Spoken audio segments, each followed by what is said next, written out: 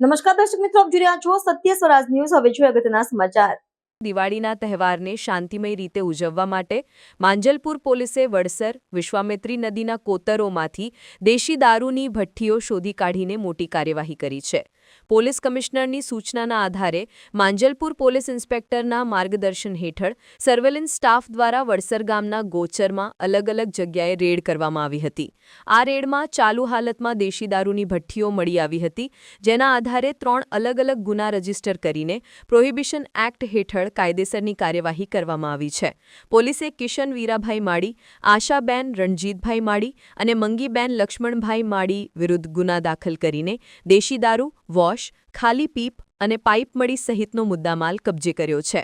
સમાચારોની ઝડપી અપડેટ માટે હમણાં જ સત્ય સ્વરાજ ન્યૂઝ ચેનલને લાઇક, શેર અને સબસ્ક્રાઇબ કરો।